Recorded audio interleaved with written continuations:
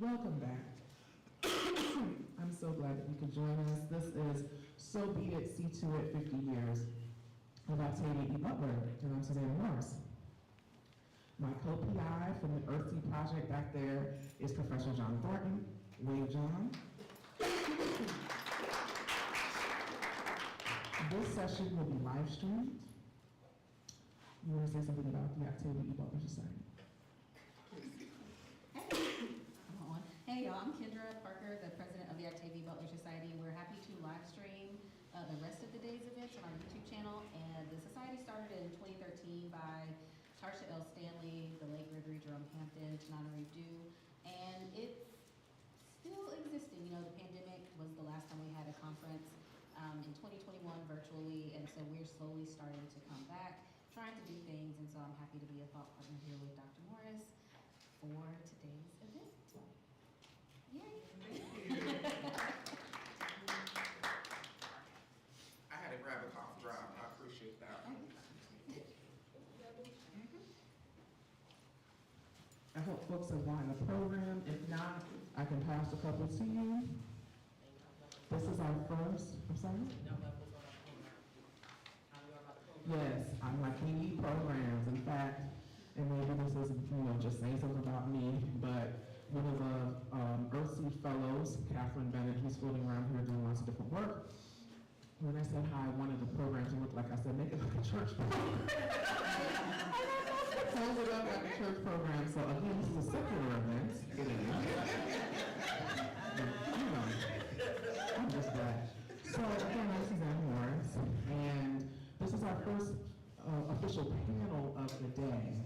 Let me read the official name that we came up with. I got it. The Life and Times of Octavia E. Butler, the biographers panel. And so I'm about to pass the mic to our wonderful moderator, Dr. Bettina Judd, Associate Professor of African American Studies at Emory University. And then I'm going to be delighted to be in conversation with my fellow biographers, Jerry Canavan here on screen, and also Kendra Parker here. And we'll have some time for questions afterwards from the audience, and lunch afterwards in the Crystal Dining Room. So I turn on those people. Okay. Thank you. I really, my little script took a little bit of it, but My bad. it's okay, because you're the boss. So yes, my name is Bettina Judd. I am Associate Professor of African American Studies at Emory University, interdisciplinary scholar and a poet. Today's panelists are Jerry Canavan, joining us via Zoom, Kendra Parker, and Susanna Morris. Canavan is a professor and chair of the Department of English at Marquette University and the author of Octavia E. Butler. Kendra Parker is associate professor of English at Georgia Southern University and the author of Understanding Octavia Butler. And Susanna Morris is associate professor of literature, media, and communications at Georgia Tech, and she's the author of Positive Obsession: The Life and Times of Octavia E. Butler. And so, thank you so much for inviting me to be a part of this panel. As your moderator, of course, one of my loves is to be able to sit and read, I call them like biographies of divas. And so I would, I'll start out with the question, what was your first encounter with Butler like? Was there a particular moment when you knew that you would write a biography of her? I feel like we should have Jerry start because Jerry wrote the first one. Go ahead, Jerry. Hey everybody. I really wish I could have been there. I have to confess, I'm having some very bad echo, so I was able to make out we should have Jerry start, but I had no idea what I should say. Other than I'm really happy to be here. So hopefully John can kind of rearrange me a little bit so I can hear a little better. I'll get us started and we'll see if we can work on some of the technical difficulties. John, do you think you could help us out a little bit? Yes. Okay, awesome. So go on ahead and meet Jerry and then we'll get started. How did I first encounter Butler? That was the question? I wrote the question.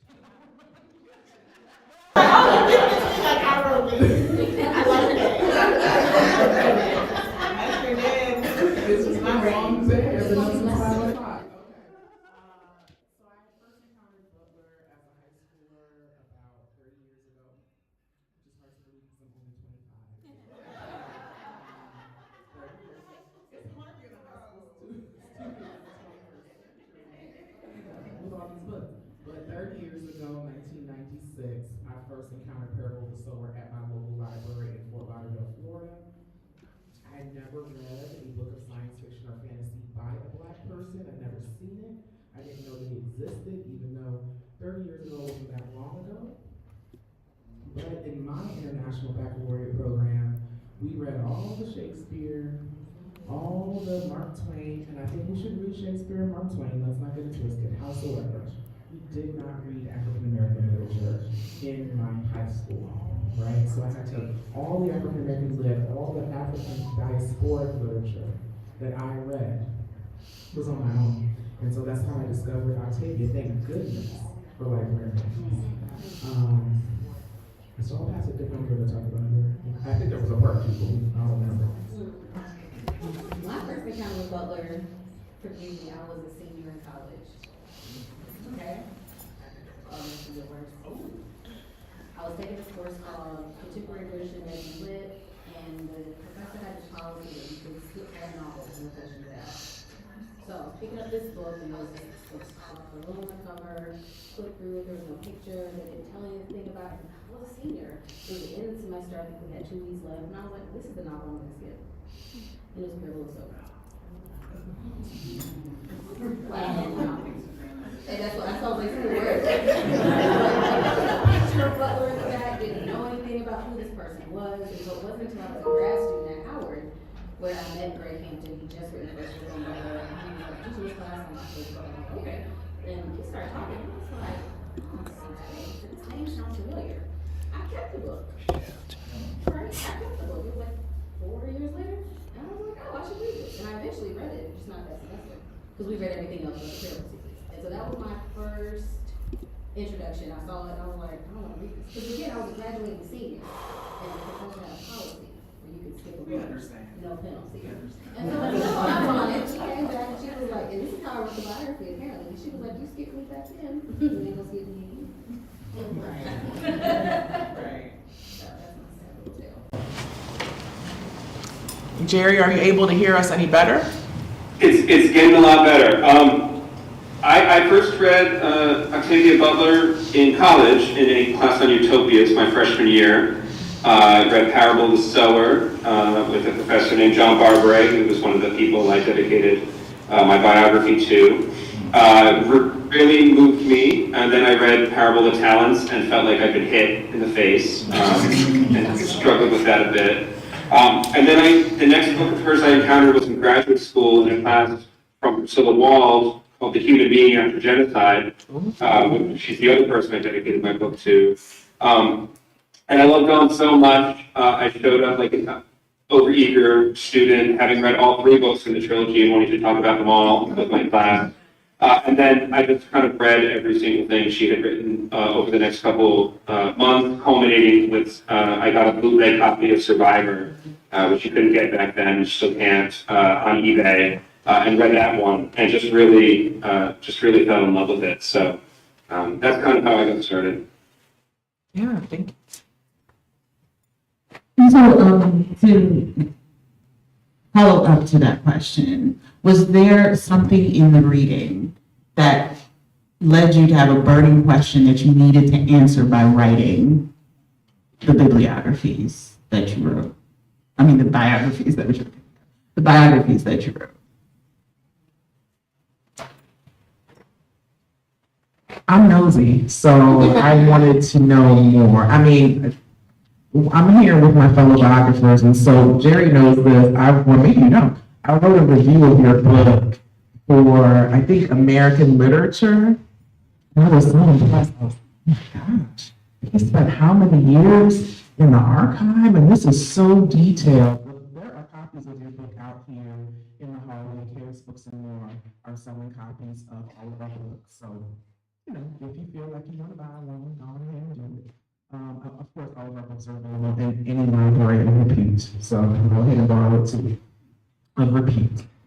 And I recall reading your book, Jerry, and being so impressed, and I wrote maybe the last paragraph of my review was, you know, good luck to the next person who decides to enter the biography of Butler. You know, it's such a voluminous archive, and there's so many perspectives that you could take and so on, and I didn't know it was going to be me doing this far. I was not initially thinking I was going to be a biographer. I'm not a historian. I'm a literary critic. Anybody can write a biography, obviously, but in general, I find that it's historians, right? They're the folks who tend to write the biographies, even of literary figures. But my burning nosiness, my inquisitiveness was really what led me to wanting to write a biography that was both scholarly, but also appropriate for a general audience. Because there are so many art scholars who are interested in Butler. And as I wrote at the beginning of my book, I don't think our texts are competing texts. I want everybody to buy, borrow, engage, encounter, discuss all of our works because they all come from different perspectives and they all add to a kind of depth and breadth of Butler's life. So yeah, my nosiness, I don't even have a good scholarly reason. I read Jerry's book, I was like, oh, I could never do that. And I didn't do that because Jerry did what he did. It's a literary biography. It's meticulously researched and detailed. And mine is a cultural biography, right? That sort of thinks about Butler in the context of the political and intellectual movements that shaped her. And so, I don't know. Yeah, I don't think I still have a good scholarly reason. I didn't even actually want to do a biography. It wasn't something I set out to do. Literary critic by training, I was very content to write articles, teach, do this, that, and the third.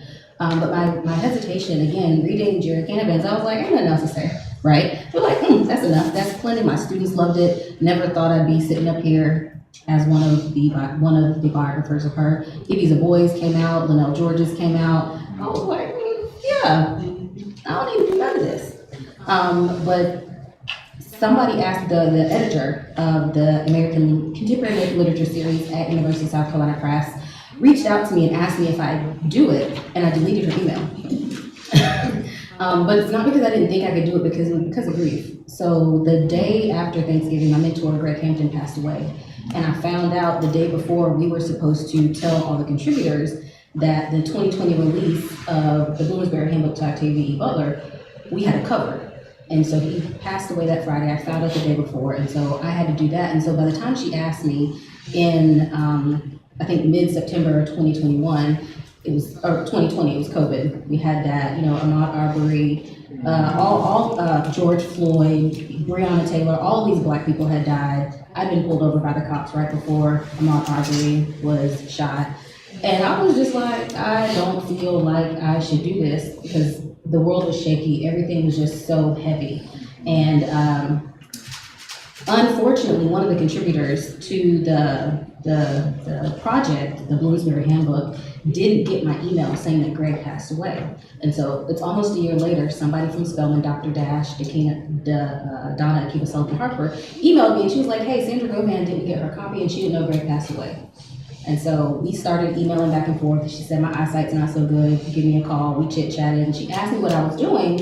And I was like, well, somebody wants me to do this book. And she was like, so what's the problem? And that's what it was. It was somebody being like, girl, what's the problem? Why not do it? Why shouldn't you do it? And there was no good reason for me not to do it. And so that's my reason. There was no good reason for me not to do it. And it feels like it was one of those books you were writing for a long time, not realizing that you've been writing it. And so that's what led me to do it. Yeah. And Jerry, do you have? Jerry, you? Jerry. Yeah, I mean, it's such a weird thing how these projects emerge. I had a dissertation chapter that I never got around to writing before I finished, which was on the nuclear and nuclearity. I wanted to write it with Dawn as a centerpiece. So I had this itch to do it, and then I met the editor of the Modern Master Science Fiction series at a conference, and we talked a lot about it and the possibility, and then it lined up so perfectly with the archives opening up that it just became the next couple years of my life. I went there really with like a public mission and a private mission. I really wanted to know what was going to happen in Parable the Trickster. That was the first thing I asked to see, and I spent a lot of time that first trip just kind of poring it over, trying to figure it out. And the other is more private. I grew up kind of knowing I was at risk for Huntington's disease. My mother actually kind of recently died of complications from it. I've been lucky to have had the gene test and to know now that I don't have it, which is why I'm kind of willing to talk about it a little bit. But I have never read an author who understood what it was like to be at risk for Huntington's disease the way she did, and really wanted to understand how did she know. I always wondered if there was a question there if she had been at risk. I never found anything in the archives that suggested she was, although there's a few boxes we still can't see because they reflect the health and financial information of people still alive. But I really think it was just a kind of testament to her powers of imagination and empathy that she could research this condition and understand what it would be like to be in that place. So I really wanted to understand that, and it kind of made me admire her all the more. So that was kind of my personal reason for wanting to get in there. Once I was there, of course, and realized just how much was there, I never wanted to leave. There was just so much to look at and so many kind of fascinating things. I think all of us probably feel in some way like we could go back and do a second project in there. For sure. Absolutely. Oh, what would that second project be?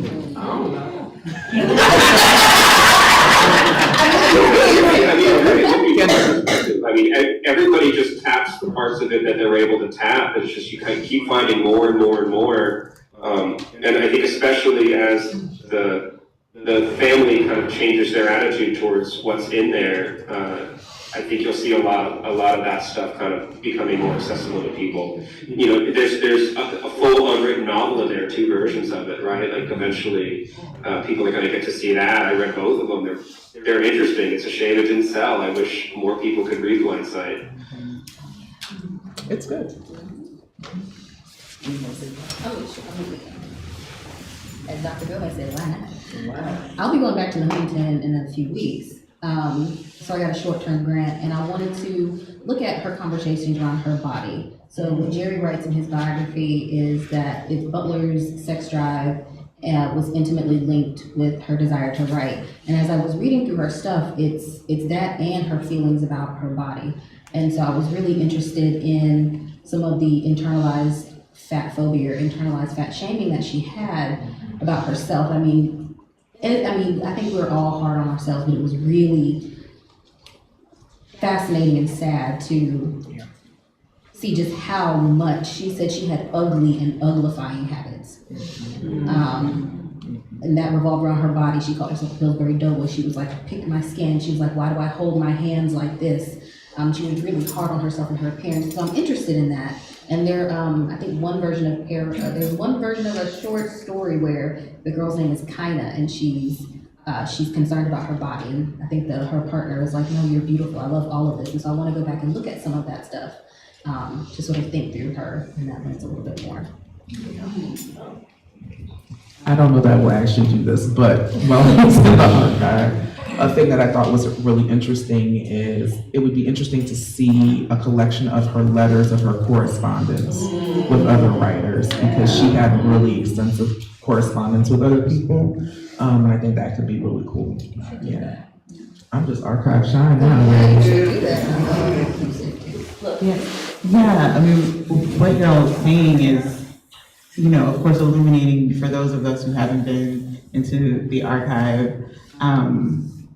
And so I wonder what were some of the most surprising aspects or surprising finds in being in Octavia Butler's archive. Yeah. I'll say it was shady. Shade.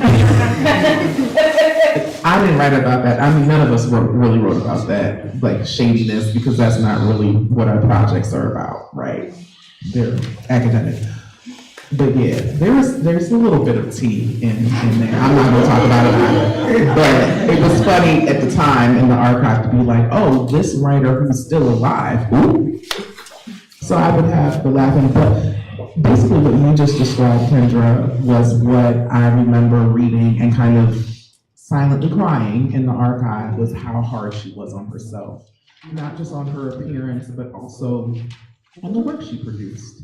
And any of us who are creatives know, the middle of writing, you're like, I wrote that? I wrote that. I wrote that? Like you just are, confronted with yourself whenever you create art. And so she was no different. So I think that though of course I knew that she was a real person, that was clear. I didn't go into the archive to humanize her. She was already very human. But I think I still had that, like, in the 1990s, in essence, they called her the grande dame of science fiction, which she did not really enjoy. But she was the grande dame of science fiction, right? And that was how I was kind of engaging her work. And what I was getting was like Estelle. Like who we encountered was Estelle, which is what her family called her. And Estelle sometimes talked junk about her body. Estelle sometimes was like, the writing that I'm working on ain't worth a damn. You know what I mean? That intimate portrayal, like living with her journals for years, her letters for years, right? It's just like you get to know a real person. Now she didn't give up these documents under duress. She purposely gave us everything, and so we are allowed to engage with it. This wasn't like a mistake. Towards the end of her life, which she did not know would be the end because she died at 58, right? Very young. She talked about, oh yeah, I have an archive and I'm giving y'all everything. So we do with it what we will. And so I just think of my own archive, the journals that I've been writing since I was 18. And if I give them to anybody, y'all gonna see some stuff. Because I really was pouring out my heart and she was doing the same. And so there are particular decisions that you can make as a biographer, right, about what you're going to share and what narrative you're going to shape. So I think we all, touched on those aspects of her mental health and so on, but I think there is more to say, not in a gossipy way, but in a way that really shows this was a very complicated, complex person who on the one hand was like, what I wrote today was amazing. And then alternatively, at the height of her career, post MacArthur Genius Fellow, my career is over, what am I doing? None of this matters. Girl, what? She was just a regular person. Yeah, regular. Jared? In terms of surprises, I know a lot of what you just said kind of resonates with me in terms of trying to wrestle with how intimate your relationship with her can become in the archive, right? That there's so much there that, as you say, she left for us, but didn't have the chance to organize before she died, right? And so not quite knowing what would have stayed and what would have gone if she had that opportunity was something I really wrestled with when I started my project. There were very, very real encounters with her mental health, right? Her depression, some of the way she thought about herself, when she would make a list of what she'd do when she had money, a lot of it was cosmetic surgery, and like fixing her teeth and things like that, right? She just, she really went through it, right? And it's all there. I don't know, I've always kind of wrestled with that kind of sense of the biographer as a kind of grave robber, especially when you're given so much from her in this incredible gift she gave us. I was really surprised by a lot of elements of her writing process, right? How imaginative she was, how kind of dreamy she was, especially in her youth, right?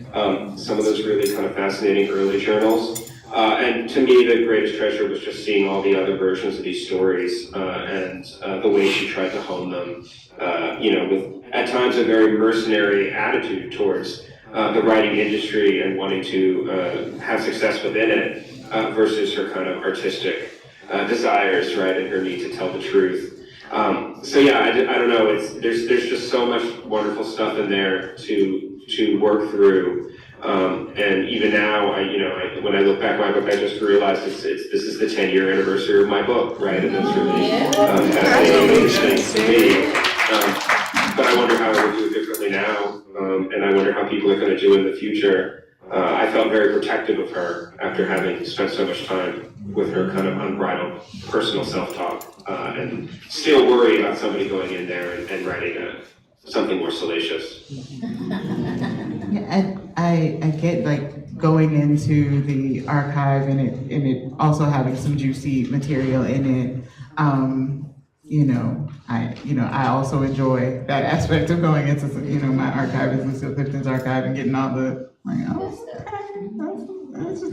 so but also I imagine as readers of her work there ends up being this question of balance between what the life of this person is and what the impact of their work is. And so I wonder, in terms of going into the archive, was there any point where you thought about and encountered the idea, like, is this, like, where is my investment in lifting the work of Octavia Butler in relation to her life? In another way of asking this question is, how did you come about writing the kind of biography you wrote that, was more of intellectual, cultural, thematic biography rather than, a salacious tell-all?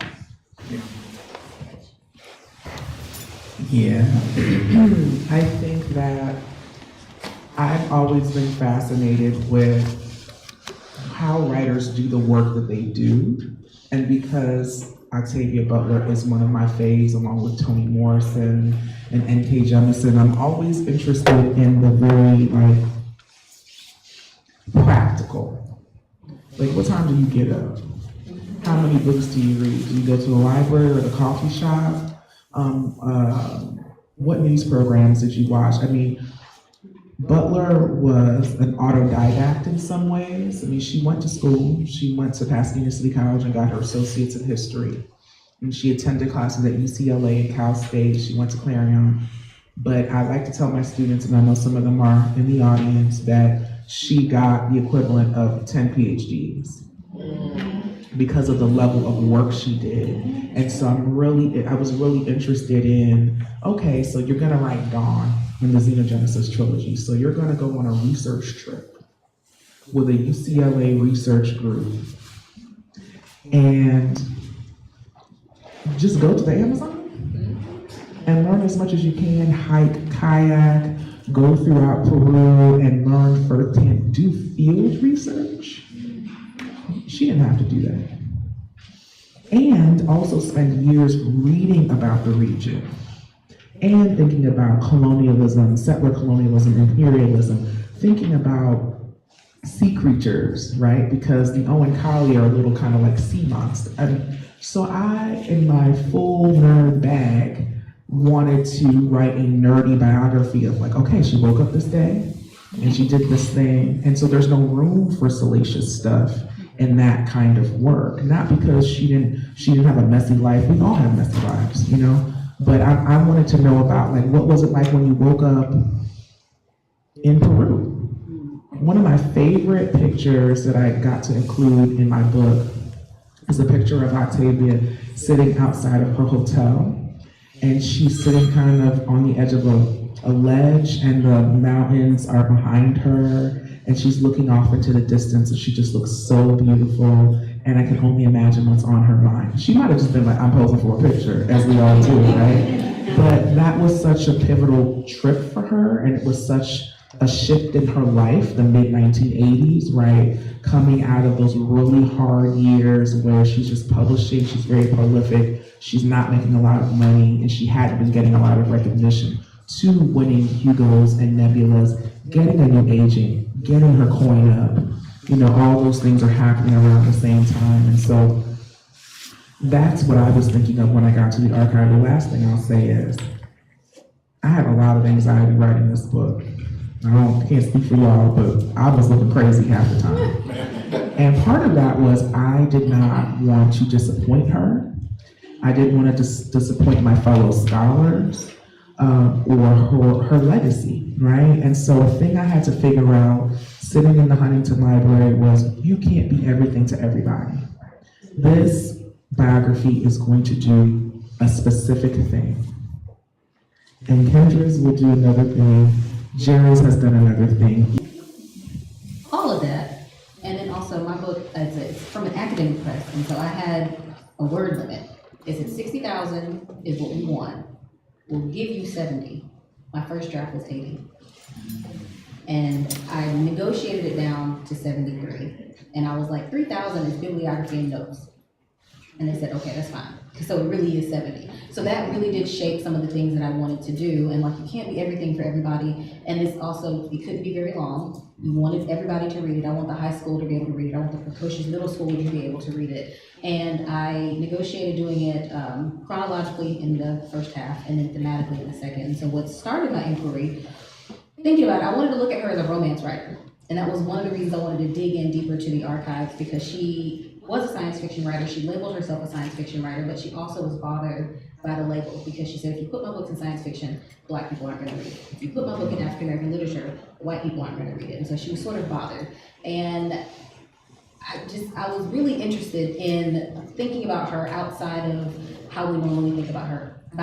Thinking about her as a romance writer. She's not really thought of in the Black arts movement or the Black Power movement. And I know Susanna writes about that. And so I wanted to look at her work in the 1970s. One of her quotes is, she said, they said that her writing science fiction was almost a waste of time. It wasn't revolutionary. Yeah, it wasn't revolutionary enough. And so that's one of the things that I wanted to do in that chapter on her work in the 1970s. I was like, no, but it's really conversant with all the things that are happening. And so I wanted to think about some of those things. I wanted to think about why she considered her 1980s legacy sort of a dud. And it's wild when you think about all the stuff that she published, but there was a lot of death of friendships, of people that she knew, then depression and all these other mental health, some of her health issues. And so all of that made sense. And so trying to come up with that, do it in a way that is expansive, but also brief, not telling the tea. Like, I would love to talk about the person who is still living, who proposed marriage to her. We was like, ooh, and I was like, is this real? Emmy here is in the audience, and we were there, and I was like, is this real? I think it's real. And I was like, oh. I think so. I think it was real. And y'all not gonna talk. She had a relationship. She did. She had relationships. Like, she named, like, she named the person, one of the people she's had sex with. She would talk about what she would. She was very shy, and she wanted to have intimate sexual relationships, and sometimes she would think about going to conferences. Right, and pulling. And pulling. She was like, okay, I'm gonna shave, I'm gonna do this, I'm gonna smell good. And then there's after one conference, she was like, man, they offered me. I said no, because I chickened out. She's like, the next time, I'm not gonna chicken out. That's not in the biography, but it was surprising and interesting, and I was like, girl, you going to conference, you can hook up. That's an academic. Listen, you know, I said, that's what y'all be doing. Okay. No, so stuff like that was fun, but you can't put all of that in there. I don't know what they laughed about there, but it's funny. So those are some of the things that I think would be great to have in a biography, but I was really sort of focused on thinking about Butler as a romance writer. I wanted to look at her nonfiction and sort of think through that, how we can help understand her nonfiction, and then of course just understand her life. And so those were the other ways. And one of the things I think is great, Susanna and I use the exact same passage, almost in the exact same location in our biographies. It's the legacy passage at the end. And so it's so cool to see how you're different people, but your ending of your book is so similar. And I think it's going to get a certain position out of, Black feminist studies, by trends, all these things. And so to sort of see those connections. And then again, like you said earlier, trying to come after Jerry, I was like, I'm not doing what he did, right? Because, No. But, And can I add something? absolutely. Because our books came out the same year. Your book came out April of last year, and my book came out in August. So I didn't read your book while I was, and you couldn't see my book either. So there was a synergy happening. Listen. Ooh. And you know how sometimes you're glad that your book comes out before somebody else's? Oh, please. That was me, because I was like, ooh, this book is good. And I was like, mine is good, but I said, this book is good. I was like, I'm so glad mine came out first. Like, y'all definitely know the book? Okay, now Papa Positive that shit too. Did you want to add, Jerry? Yeah, I'm thinking a little bit along the lines of what you're all thinking about. In my work, I tend to try to view the writers I work about almost as like co-theorists a little bit, and so I am usually driven by a desire to kind of let them speak for themselves. And in this case in particular, I really did go in with that kind of humility and anxiety. And that was before I kind of got to the archives, where I felt like I kind of wound up in the deep end of the pool a little bit. Based on her public statements about race and gender and how she wanted her work to be read, my book proposal kind of talks about that not necessarily being a huge part of the book. And then I got to the archives and found all sorts of stuff that was like, oh, I got to rethink how this is going to go, right? And what this is going to be like. And I just really kind of wound up with an idea of wanting, definitely not to speak for her, but to kind of produce the kind of study she would have liked or would have been able to engage with in a way. And so I just really kind of put that idea first, up to, including like doing things like fixing her spelling mistakes and things like that, which Sammy Shaw wrote a really interesting piece kind of criticizing me for, that I thought was really provocative. The other part of, going back to the original question of why my book is the way it is, the other thing that kind of I really wrestled with, and this happened late in the process, was just the question of copyright and the relationship with the estate. There's another version of my book that has a lot more block quotes and a lot more long excerpts from the unpublished work. And it came to my attention pretty late in the process that the estate wouldn't necessarily look very kindly on that. And so there was a lot of kind of reframing and rewriting to be able to give people a sense of what's in the archives without actually giving them what's in the archives. And I know different folks have had different relationships with the estate over the years, and that that's always a negotiation between the critics and the family. But yeah, it definitely became something that I had to think a lot about, right? I wanted to be able to give people a sense of just what is in this archive and how much amazing stuff is in there and what it can do for your reading of some of her work, to be able to see these other unfinished versions without necessarily being able to quote it directly. So that became an interesting challenge for me as I was writing. It was so great that they let me reprint the essay at the end about race and science fiction, which had kind of been a kind of lost essay for a long time because it had just appeared in that zine. But it's probably no surprise to know that that wasn't the only thing I asked if I could reprint. And there's still a bunch of stuff in there that I really, again, just really kind of hope people get to see eventually. Just some really fascinating essays and her teaching notes, and what she thought about Star Wars and Lando Calrissian. It goes so deep into this stuff. Yeah. So when we think about Octavia Butler, we think a lot about her prescience, the way that she seems to be a prophet.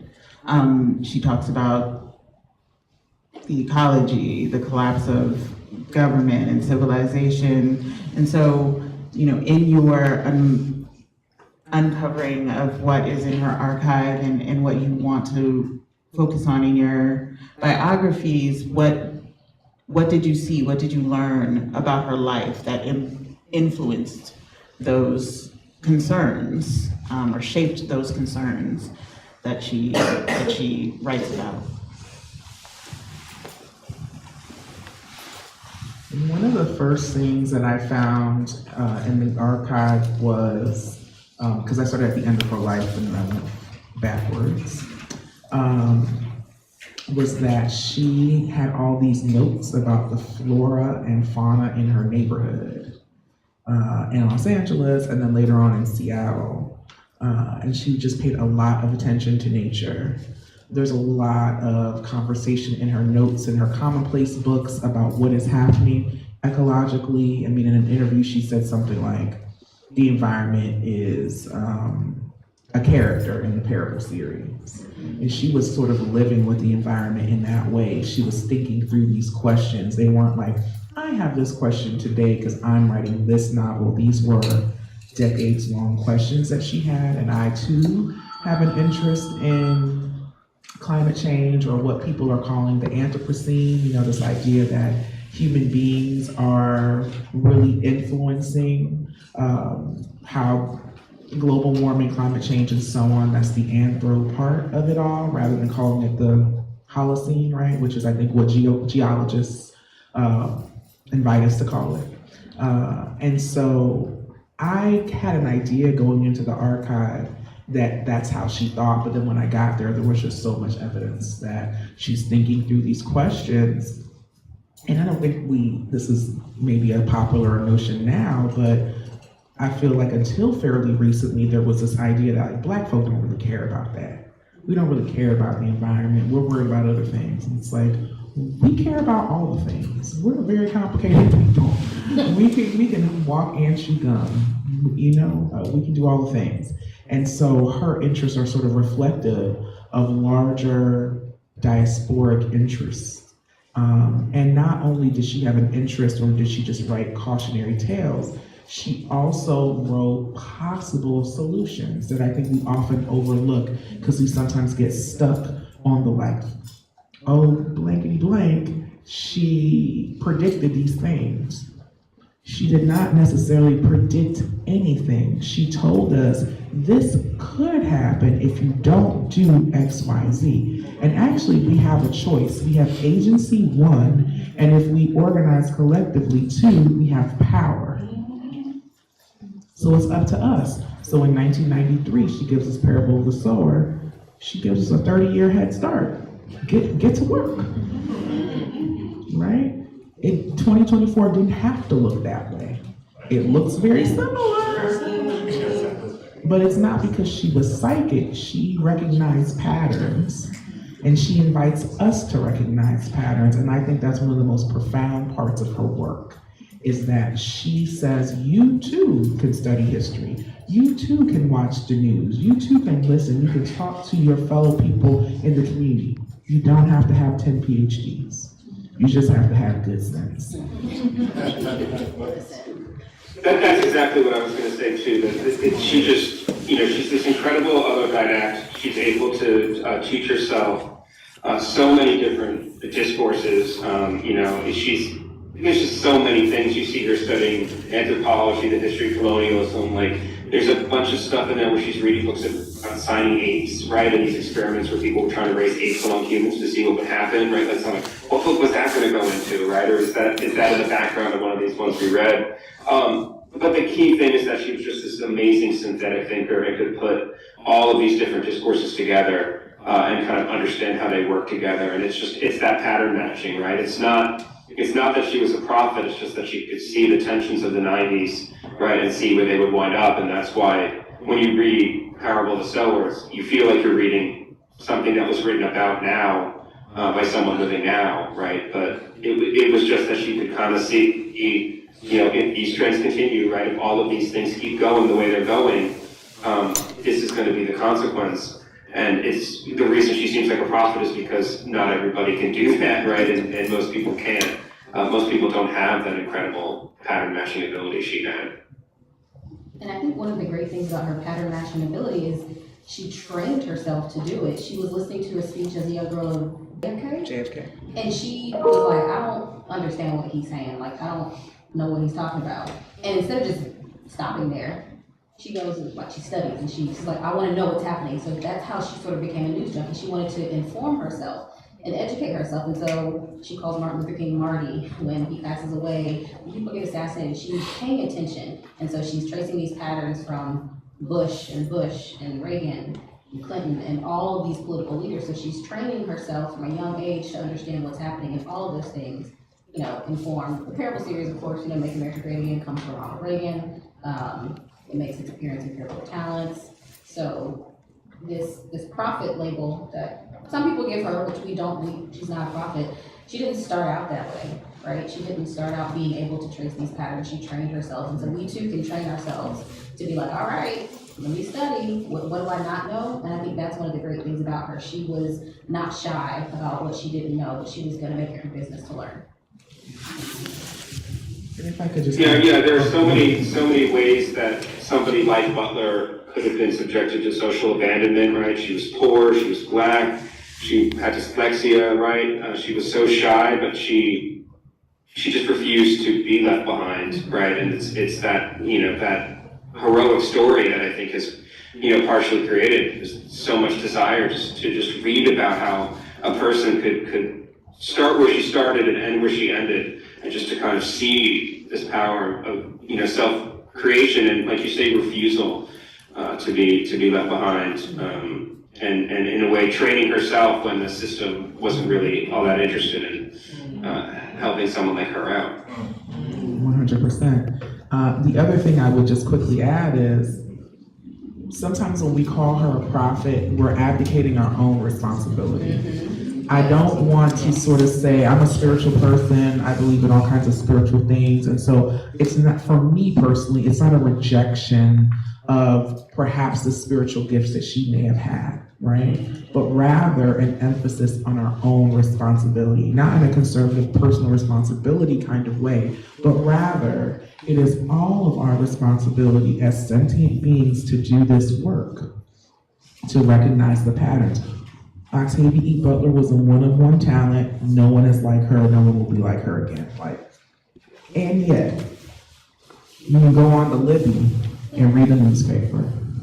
Maybe not every day because the news is so terrible, it's not possible. But we can be in conversation with our fellow people. We can read. There's so many wonderful Substacks out there, right? Go ahead and read somebody's Substack. Come to a lecture, come to a symposium, talk with other people. There are ways that we can learn and be in community and hone our own pattern recognition skill. So, was she a prophet in the kind of most, like if you were theologian kind of way? Like, yes, meaning she was a scholar who did these particular things, yes. But that's not what we generally use the word to mean. Right? Like, she was divinely inspired and she didn't do any work, it was just she was a conduit. She may have been divinely inspired, you talk about that with your Lord. However, she did that work. She did that work, and we can do some work too. Right. I think that's a good segue to get some questions from our audience to our wonderful panelists. So, I like this situation. Oh. Hi, everyone. Thank you for the amazing feedback that I have had no clue, and I've loved Octavia Butler for at least 2 decades now. With you all having access to her thoughts and her archives, where do you think she would have gone next, or was there any indication in there what she was working on? I feel like, Jerry, this is a good question for you. I definitely think there's a lot in there that kind of suggests what she was, where she would have gone next. I think she would have finished Parable of the Trickster eventually. She was working on it, right? She kept spinning out different kind of possibilities. And all the failed versions of that kind of fall into a couple of different camps. She had a book she was working on that was about utopia makers, these almost like godlike beings. She really wanted to write a feminist utopia, right? Like a kind of gender separatist utopia or a the men all die kind of utopia. She had a lot that she was doing. She would have despised Donald Trump, and I think she just would have been agog at what's happened to America. Not surprised, probably, but still stunned in a way. And the idea of her writing her Trump novel, I think, is just such a loss for all of us. I would have loved to read what she would have done with the last 10 years.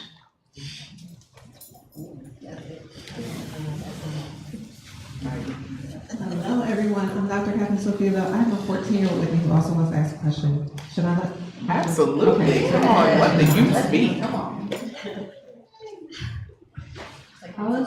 I was wondering if she had any living relatives that have written about her, talked about her, or wanted to continue her work. Good question. Yeah.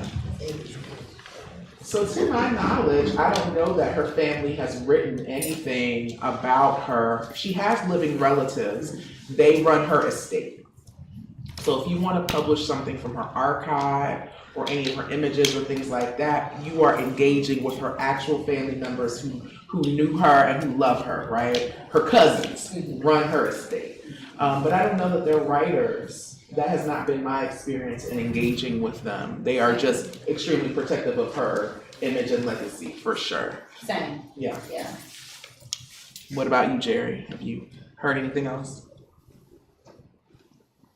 I'll just add, I mean, they're active in the community. I've met them at conferences and things like that. They're, like you said, they're fiercely protective of her legacy and very engaged in this kind of new phase of Butler studies we're sort of entering. As some of that archive material gets into the world, they want to protect her, right, in the kind of best sense of the literary estate. Thank you for that wonderful question. That's great. Okay, so thank you for this amazing event. We drove in from Savannah. I pulled my child out of school because I said you're gonna get a better education here at this conference today.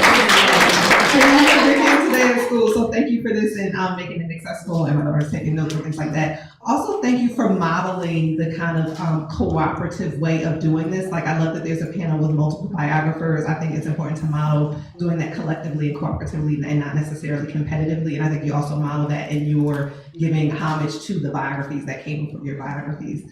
So thank you for all of that. I want to come piggyback a little bit on what Kendra was saying about Butler as a romance writer.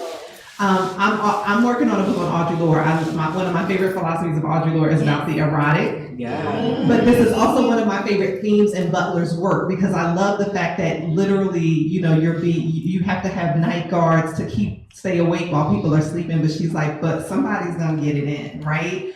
So I love that love and sex is a core philosophy for Butler, and I'm thinking about Parable of the the Parable series period and Kindred, but also in Wild Seed and others. So I would love to hear more about your thought, and also the messiness, even, right? Because I think one of the things I'm all in on Black women's life writings, whether they're biographies, autobiographies, memoirs, narratives, whatever the case may be. And I love like this quote from Maya Angelou where she says, well, if we don't talk about like the skeletons in our closet and the messiness of our lives, then we'll have kids thinking that we never messed up, right? So there's something that's very important in the learning of the messiness of our lives, not only for ourselves, but also for the people coming behind us to learn the lessons from that. So the erotic and messiness don't have to go together, but sometimes they hang out together. But yeah, anything else anybody wants to say about the erotic in Butler's writing? Yeah, there was a brief period in the 70s where she was kind of despairing of becoming a science fiction writer and thought about becoming a romance writer and tried to do to the romance genre what she had done to science fiction. So she read a ton of it, kind of like laid out what its precepts were, how the form worked, where people were making money, and wrote a couple of kind of genre romance kind of stories. The issue for her, of course, is that she was who she was, and so they're all grotesque, right? And they all as romance stories, right? And so, you know, there's one where someone winds up mutilated, there's one where they wind up murdering each other, right? Like, it doesn't, she can't do it that way because that's who she was. But she had this impulse to do it, and there probably is an alternate universe where she was very successful doing that.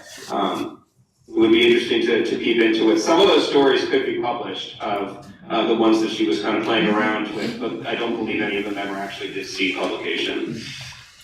And there are some that I don't think people will publish. Not because, listen, there's something, I couldn't even quote it. It was Adam and Eve, it was real sing-songy, it was like lullaby, and then things started, I said, oh man. So she sort of trained herself. Sometimes I'm hesitant to use that word, but she sort of trained herself as a romance writer, like Jerry said, because she was like, it's not working out, I'm not publishing anything. But all of her works have some sort of underlying romance thread through it, and she's got lots of drafts where she's sort of exploring sexual intimacy in ways that are concerning in some ways. Like an 8-year-old girl who's being babysat by 2 16-year-olds, and then she wants to have sex with them, and they do, and she's happy about it. And so she was always writing what she would call dirty stories, pushing the bounds of what's taboo and what isn't taboo. For sure. Just to sort of find her footing as a young writer. And then what I call her, my book looks at her what I'm calling her romances, Survivor, Kindred, and then Wild Seed. I think Wild Seed is the actual romance, whereas Kindred and Survivor use the romance plot, but it's not a romance novel because it's secondary to it. And the part of that is because like the romance genre in the 1970s and what's happening there, and the difficulty of classifying or even thinking about Survivor and Kindred as romances are troubling. But that's what Butler does, but that was also what was happening in the romance novels. They were all historical romance novels at that time period were all about, you had the rape of mistaken identity, where two people fall in love because he thinks the girl's a prostitute and he rapes her and she gets pregnant. And he's like, oh my God, but I love her. And they get together. Or the rape of mistaken identity, forced proximity, all of those. But I think Wild Seed is the epic love story. It's the one that she wrote after Kindred. She said that got her out of her depression because Kindred was just a lot, and it was. And it's this sort of, centuries-long, torrid love affair between two beings. And that for me does follow, it does have it's a romance novel for me. But she did seek companionship, and it never materialized in the way that she wanted it to. And so I think in many ways she wrote that I write to create myself, and I think romance is one of the ways she wrote to create herself and the life that she wanted but didn't necessarily have. I would add that the Romantasy girls and people would love the turn that she could have taken, because there is definitely more appetite for some of the avant-garde things that she was imagining. Also, I remember finding this note in her archive where she was like, more sex. These stories need to be sexy. And it happens several times where she's talking about, I need this to be sexy, but she's talking about like blood child. Centipede type creature who implants their larvae into people. She could have wrote some anime. She could have wrote some manga and some anime. Man, it was yeah, I just, if she was with us in this earthly plane, I feel like 78-year-old Octavia Butler would have had her hands in all kinds of stuff, and folks might have wondered, who's this elderly lady? Right, exactly, exactly. So, that messiness of the erotic, that was a fuel of her work, and as you mentioned earlier, the sort of connections between her libido and her productivity and so on, were very clear. And so, yeah, I think that we're perhaps now with a greater understanding of maybe BDSM dynamics or kink and so on, like maybe give us a lens to understand her work, even though she wasn't using that particular language, which again is why the Romantasy, they will love her. Romantasy writer. Next article, girl. Oh, I was thinking about you. Oh, no.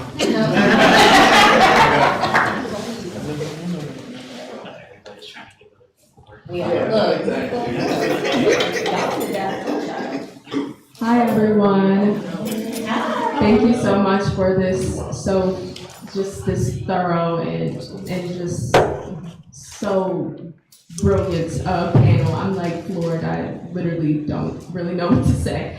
But going back to what was said earlier about folks basically saying that Octavia E. Butler wasn't quote unquote revolutionary enough because she was essentially like off center.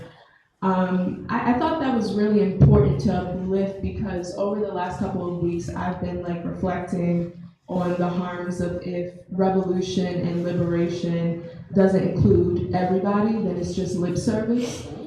And someone had shared a poem by Nikki Giovanni called Revolutionary Dreams with me, and she talks about how she used to dream militant dreams of taking over America to show these white folks how it should be done. And then she says, then I awoke and dug that if I dreamed natural dreams of being a natural woman doing what a woman does when she's natural, I would have a revolution. And so I was just wondering, how might the multi-dimensional selfhood of Octavia Butler inspire Black students, particularly Black student writers, to satisfy the fullness of their revolutionary potential? The question alone deserves a stand. You know, are you sure you're not a professor yet? Yes. Go ahead. I'm still I think you spoke to so many of the concerns, right? That both when Butler was a young person in the 1960s and 1970s, you know, she published Pattern Master when she was 29, so still very young. So a decade prior, during the height of the Black Power movement and the Black arts movement and so on, you know, there were sometimes very narrow notions of what was revolutionary. It was heterosexual, it was masculine, it was male, right? And that women could participate, but in very clear ways. And that art had to look, you know, we had manifestos. Art needs to look like this, right? The drama needs to look like this, the poem needs to look like this, the novel, the essay, you know, and some of the things that they argued were helpful, right? That we should maybe do away with some of the purple prose that alienates the average reader or the average viewer. Okay, cool, because art belongs to everybody. And also, Black folk have so many different interests, right? I mean, one of my favorite quotes of Octavia's is from her essay Positive Session, the last couple of paragraphs where she talks about people coming up to her at conferences and conventions and saying, like, what good is science fiction to Black people? And to paraphrase her, she says something to the effect of, like, what good is science fiction's ability to get us off the narrow beaten path of what everybody says is popular and so on? What good is that to Black people? All those theoretical questions. We know what good that is to Black people. And that kind of stuff is good for everybody. It's particularly good for those of us who are marginalized and whose cultures are constantly co-opted, exploited, repackaged, and then our stuff is told that it's raggedy, but the repackaged version is cool. Right? So I always want to see, like, for example, we may have some Tyler Perry lovers in here, and I love that for you. I'm not a fan of his work, but I think he should exist with some corrections. As long as there are Black vampire stories, stories of lots of different kinds of Black religion, stories of Black atheism, the romanticy. Maybe it's a story of a Black woman in love with a Tyrannosaurus Rex. I don't know. You know, there's the paranormal romances that people like. It's not for me, but it's for somebody, right?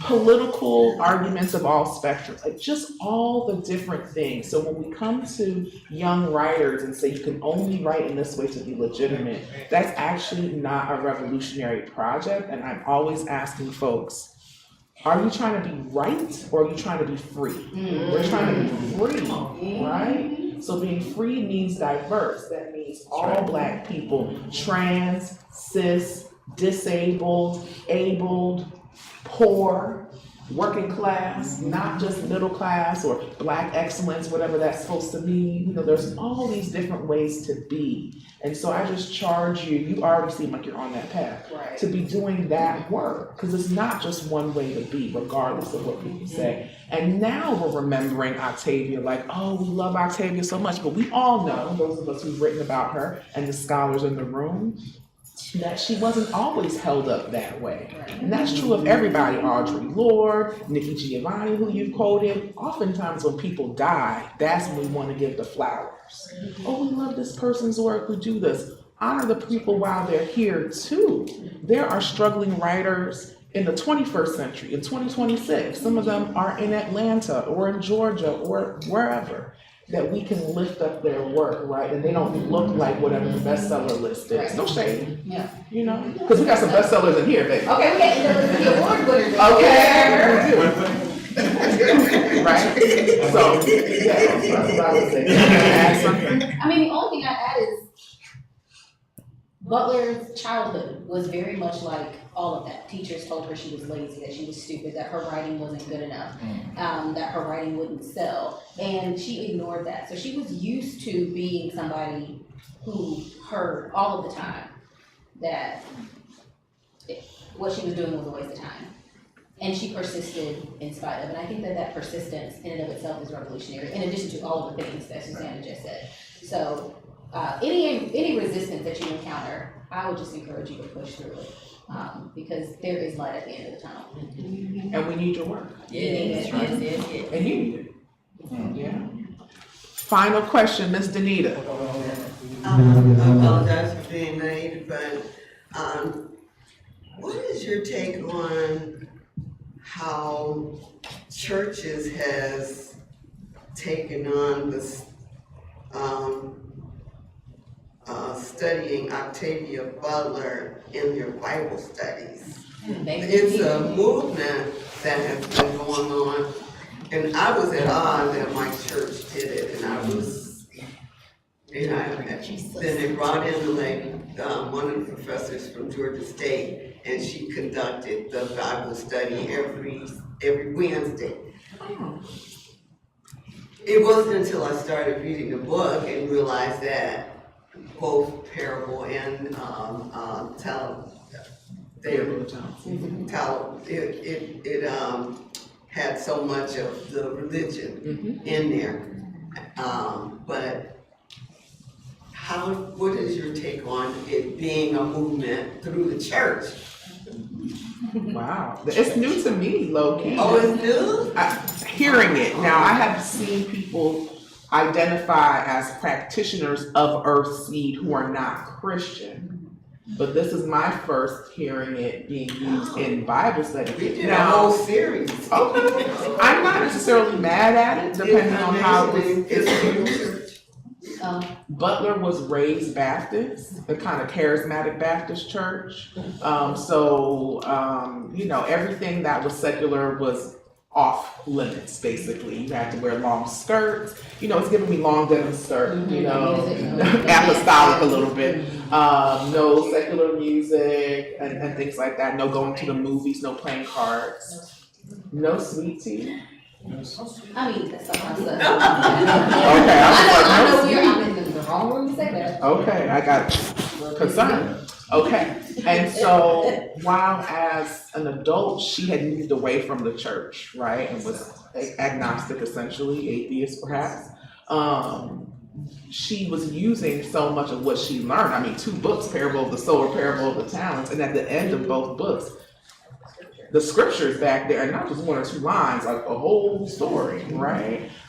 Properly cited and all of that. So she said, right, in King James Version, no less, right? So, but she said something to the effect of, even though she had her critiques of religion and she was very worried about Christian nationalism in particular, real worried, she understood the solace that religion could bring, and she did not discount it, even though it was not necessarily for her in that way, but she understood its efficacy if it was used to empower people, right? Or used to give people hope.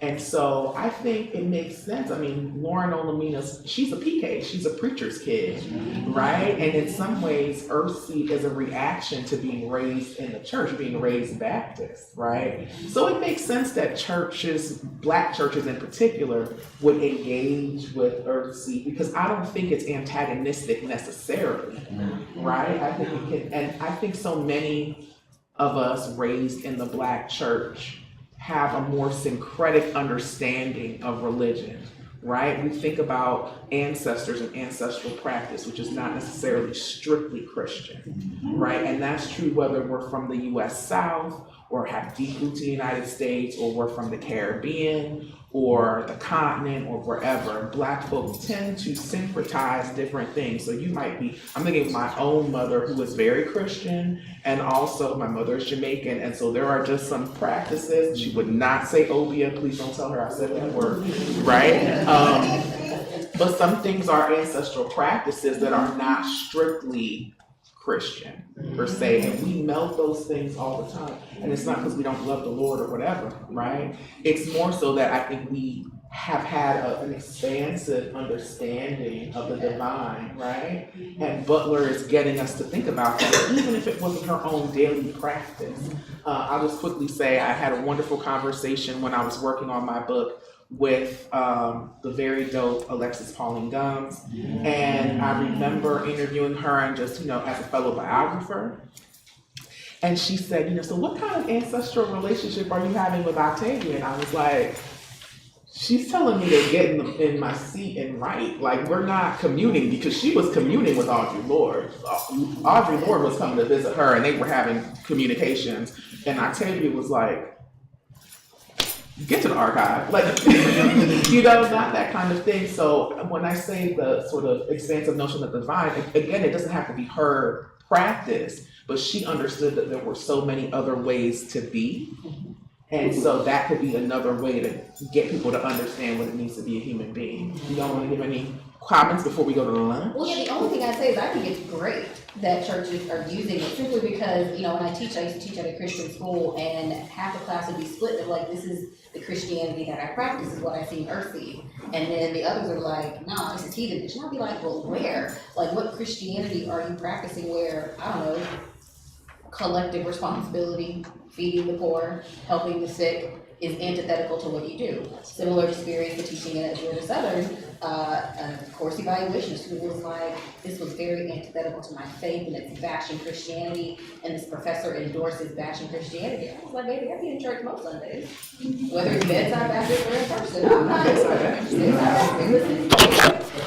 And so it was odd to me, because I don't understand how, if you're reading Parable of the Sower and what Earthseed is, the philosophy that she puts forth, how it makes you feel like it's anti-Christian. She's questioning things for sure, but it feels very like what I was taught growing up.